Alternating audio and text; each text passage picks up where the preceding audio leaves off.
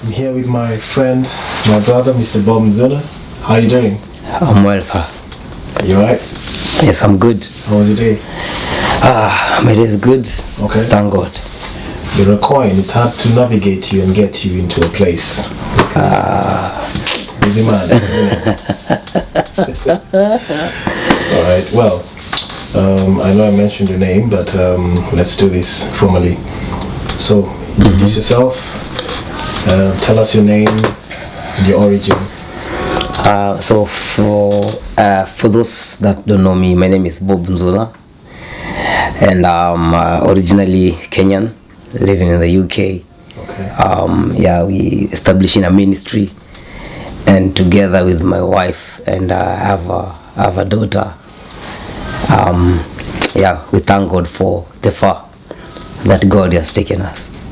All right. So, Bob, now that you're here, what made you want to become a musician? I think I grew up in a house of musicians. My dad plays a guitar. My mom was a choir leader, and that's the kind of environment I grew up in. We in our house we have a big organ, so you can imagine the kind of environment that I grew up in. So on that note, now it makes me even want to go back, way back. Which instrument did you like to play in high school? I always played the guitar. Oh, really? Yeah, but I'm a person that love to explore. So I play drums and the keyboard as well. Yeah. Well, I mean, did you have any accomplishments that you wanted to see back then? And something that people say in the next 5 or 10 years, I'd like to achieve this. At that time, at that time I think in my high school I was leading the school choir. So I wanted my choir, our school choir, to be the best out there. So we were trying to make sure that everything is fine, vocals, all the renditions are good. That's amazing. Do you have any hobbies or interests out of music? Oh yeah, I love outside music. Yeah, I love cooking. Cooking is my A thing. That's a weakness, man. I love cooking. I love swimming. I'm extrovert. I love going out. So you're an adventurous guy, isn't it? I am. Okay. I am. What strengths do you have that make you believe you're a great gospel artist? I think my mind knows how to integrate a lot of things and then make it one. So I can hear something and connect it with another thing, and connect it with another thing that connects with another one, and come with a hybrid, something that is like original. So I think the way I think and the way I see sound, it has really helped me in those regards. So that has been your greatest strength? Greatest strength up to now. So my understanding is you're the kind of artist who goes wild with all these thoughts. Ideas come, they pass through your mind and they overwhelm you, and at some point put those ideas in one place and we see what happens. Up to now, that's my greatest strength. Absolutely, I like that. Do you have any weaknesses that you're actively working to improve on? That has a lot of give me one that has which, just one. One. Let's say discipline and consistency. You might want to expand on that. Let's say if I said I'll do something, for example, I'll be arranging my songs, or I'll be meeting this person, or I'll be doing this person, because of how life is and sometimes how things are, anticipated things.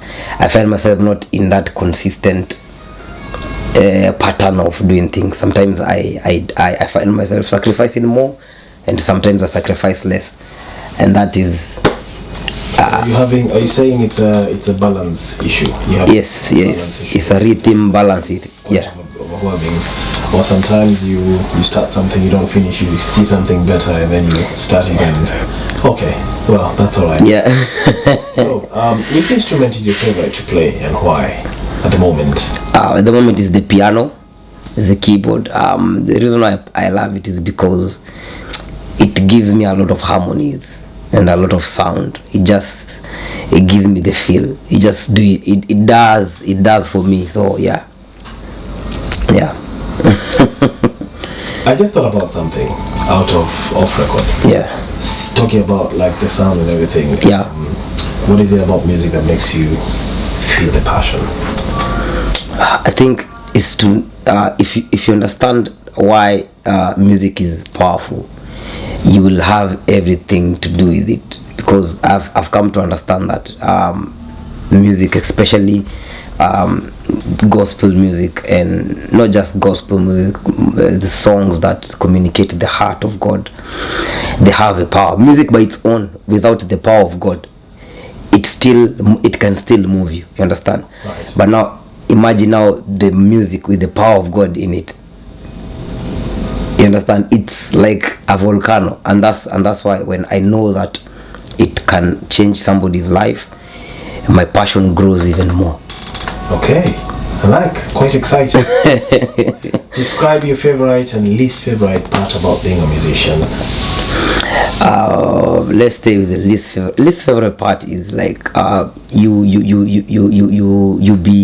be tossed here and there because people want to interact with you more, and or can you come to my event, or can you do this, and sometimes it's a burnout.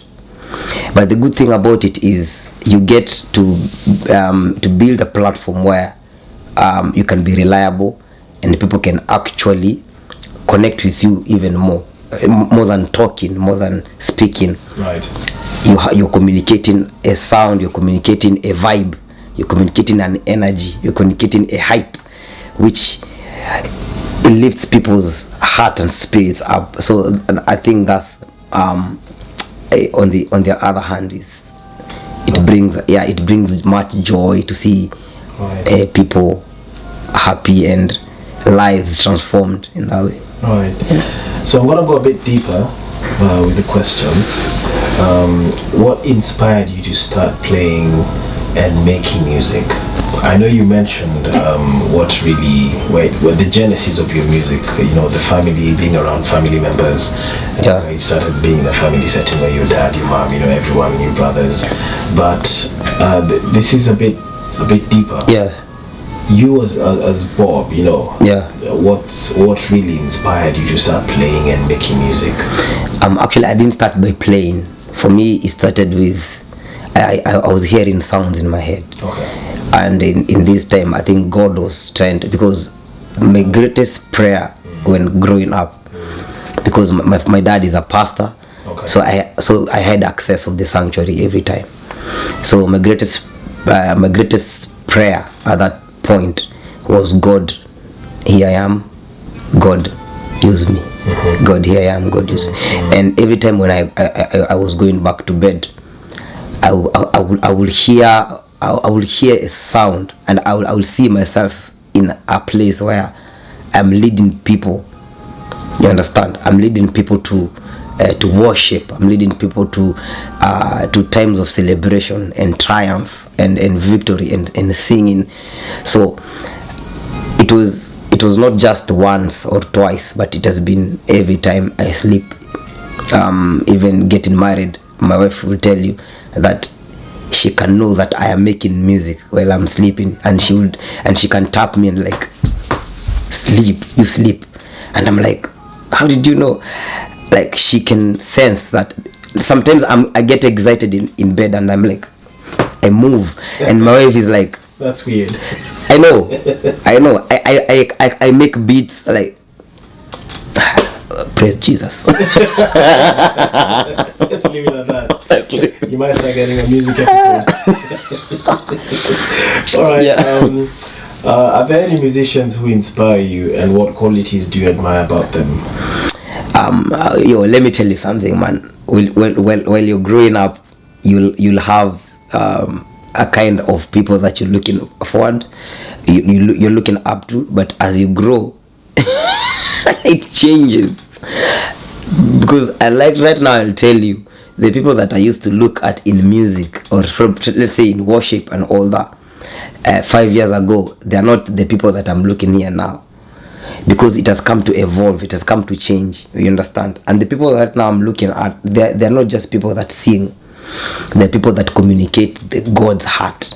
You understand? It's a different, they are not just singers, they don't sing, but they create an atmosphere. They create an atmosphere of God to actually heal people, to move people into their destinies. And that's kind of push that now I've come to is I call it a what do you call it? I've called it a mind and spirit transformation, to see music in a different way. So now the people that are in that level, the people that are in that realm of influence, they're the people that I'm looking up to now. Okay. Yes. Okay. Yeah. This is interesting. Who are you listening to right now? I was dying to ask that question. Oh my goodness. Based on the previous explanation. I'm listening to a lot. We need to know. Tell us, Bob. We need to know who Bob is listening to right now. Right now I'm listening to Dancing. Mm-hmm. I'm listening to Minister. It's quite popular in the UK. I'm listening to Minister Elad and Sharon Sheranyi from Zimbabwe. Okay. I am listening to let me like I can know. I'm listening to Ntokozo Mbambo. I'm listening to them, but I can know. Let me stress you a bit. Yes, sir. Just give me top 3. Shy. I know. Give me top 3. I can do I'm not gonna Dancing. be lenient with you and say 10, because I know you know you're gonna have a list. But yeah. Give me your top 3 current artists that you're listening to. I will tell you. I can listen to. I will say Dancing, or you can, and I have a reason why. So number 3. Let's start number 3. Oh, the list. The bottom, yes. Okay, let's start. Let's say. Oh my goodness, these people. Because if you tag them, no, I will not hierarchy them, so that they don't know where they are. Okay. So I listen to Kubeko Mbata and Tokozo. Okay. They have something there. Right. They're building something there. The Coco Records, they're doing something there. With Ayanda and Tanzi, the Prince of Coco. Mm-hmm. So they're doing something there. I'm listening to Benjamin Dube, those the South African. They're doing something there. They're building something there, and they have built something there that is really speaking to people's life. I'm listening to Minister Elad and Sharon Sheranyi in Zimbabwe. I'm listening to Dunsino Yekan. That is not the order. You've given me 4. You've gone to 4. You broke my rules. But I'll tell you something why. Yeah. I think they are in the same level. The reason why I'm listening to these guys is because they have shifted in how they do ministry. Right. It is not even they can go to a concert and don't sing their songs. The ones that I've written, they can just, because at the end of the day, the goal is to connect people with God, and they do that exactly. Well, in that sense, we are not copying. We are trying to see what these people are doing, right, and then doing the same, or doing even above. Yeah. Amazing. Do you write music? I do. Are you writing at the moment? Yes, I am. So describe your creative process when you're writing music. Oh, for me, it's all over. I can be inspired, but basically that which I the source of everything that I do, everything that I've come to create and God to help me. It comes from the intimacy with God. Sometimes I just I'm in my prayer place and God drops a song. Sometimes it's a burden that is in the community and society, and God shows me, you see that, I need you to raise a sound for that. So that's been cooking, and we're hearing all these rumors about not Shire. So we want to hear from the horse's mouth. Enlighten us. Actually, Actually, I'm excited about this. What is this? What's not higher? You know? Actually, you see, yeah, like for me, as I told you, I would hate to put in a gathering and the power of God is not there. I will really ask myself a lot of questions if I put a gathering and God is not there. So when I was thinking about all this stuff, and for a long time I've been doing this for very sometimes I can give you years where I've been planning, I've been writing these songs. Oh my God, I'm telling you. But now at the right time, God, He makes them to come to pass. Now a Notchire live recording is coming on July 2nd. Oh, wow. Yes, and I am excited about it because it is a moment of us with God. It will be a moment with us with God. Yes, like Jesus will be revealed in such a deep way, because I believe so, because He told me so. He told me that He wants to take people to another level of His glory, another level of all these things, the promises that God has for them. Right. He has, He wants to change position. You see, where you sit determines what you see, and what you see determines what you do. So if you sit in the same position all your life, you will always do the same things all your life. You will always make the same decision all your life. But if you change your position, you'll do something different, and probably that will be open will be a door that will open up, and you'll never know. Right. You'll never know, both spiritually, physically, in your careers, people's financially, marriage, and all that relationships. Somebody has to go to a higher level. We cannot stay here the same. I'm reminded of a story. In Samaria there was drought, and these 4 lepers were cast out, and they were asking themselves, if we stay here, we will die. We will die of hunger. We cannot go back to Samaria because they have chased us, because we have leprosy, we are outcast. So the only option is to go to the camp of our enemies, and them, they will kill us. So one of them said, let us just go. If they kill us, we will die, because at the end of the day we shall die. You understand? Right. So it was a decision that they had to make, to go to a level higher. And as the Bible says, as they were walking, the guys, the armies, the enemies that were in the camp, they had like the chariots are coming. You understand? Right. They had like the chariots are coming. And what did they do? They fled. Even they left everything. They left the food. They left the gold. They left everything. They left everything there. And these guys went and they're like, Aya, there's no one here. Look. And there's food. And they ate and they ate and they plundered everything. And now they had even to go back and call. To call the people in Samaria, tell them, come, get food. You understand? So you find sometimes people fail because of fear. They don't want to go to, they don't want to take it to the next level. You understand? Right. But it is in that decision where people takes things to the next level that everything changes. Not even for them, for the whole entire community and the whole entire nation. You can imagine. So it is those kind of anticipation that we are looking at. Okay. To push people into places where they can experience God in a deeper way, and not just in that moment, but to create that moment in their houses. To be able to create that moment, because if it is possible to be done in a hall, it is possible to be done in your house. Right. Yeah. That's amazing. Amazing, I like that.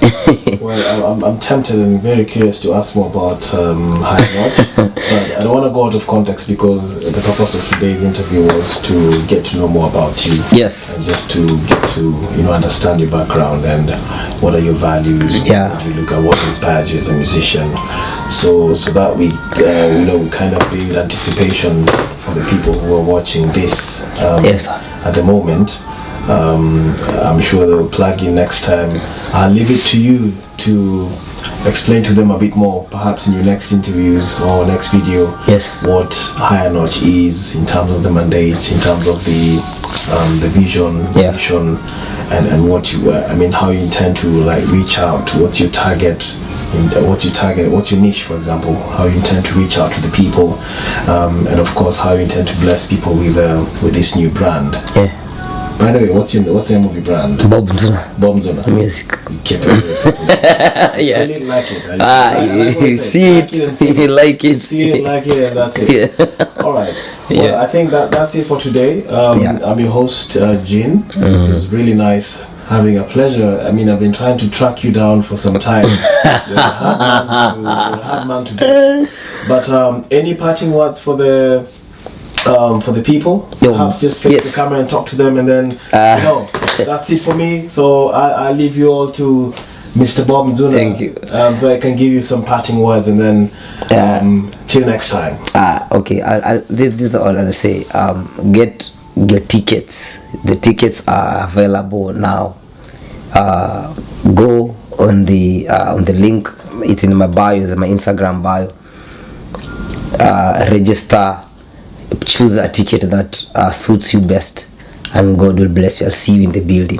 See you. Yes.